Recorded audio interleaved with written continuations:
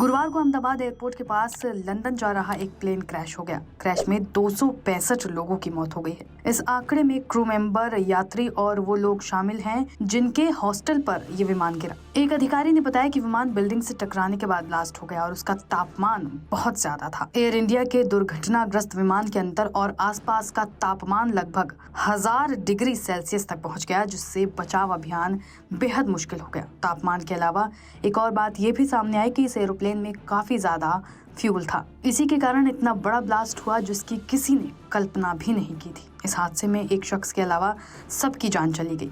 अधिकारी ने बताया कि हादसे वाली जगह पर मौजूद कुत्ते और पक्षी भी बच नहीं सके। दुर्घटना स्थल का दौरा करने वाले केंद्रीय गृह मंत्री अमित शाह ने भी अधिकारियों की बात दोहराई। गृह मंत्री ने कहा कि विमान के अंदर 1,25,000 लीटर फ्यूल था। ब्लास्ट के बाद आसपास का तापमान लगभग 1000 डिग्री सेल्सियस पहुंच गया था, इसलिए किसी को भी बचाने की गुंजाइश नहीं थी। एसडीआरएफ के एक अधिकारी ने बताया कि एसडीआरएफ के कर्मी दोपहर 2 से 2:30 बजे के बीच बीजे मेडिकल कॉलेज के डॉक्टरों और कर्मचारियों के हॉस्टल और आवासीय क्वार्टर पर पहुंचे। यहीं पर विमान दुर्घटनाग्रस्त हुआ था। उन्होंने बताया कि इससे पहले स्थानीय लोगों ने जीवित लोगों को बाहर निकाला था, लेकिन उनकी टीम को कोई भी जिंदा नहीं मिला।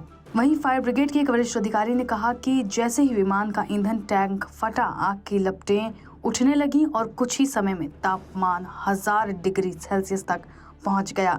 इससे किसी के भी बचने की गुंजाइश नहीं रही। साल 2017 में एसडीआरएफ में शामिल हुए एक कर्मी ने कहा कि उसने पहले भी कई दुर्घटनाओं और आपदाओं के दौरान काम किया है, लेकिन ऐसी आपदा कभी नहीं देखी। एसडीआरएफ कर्मी ने कहा कि हम यहाँ पीपीई किट के साथ आए थे, लेकिन तापमान इतना ज्यादा था कि अभियान बेहद मुश्किल हो गया।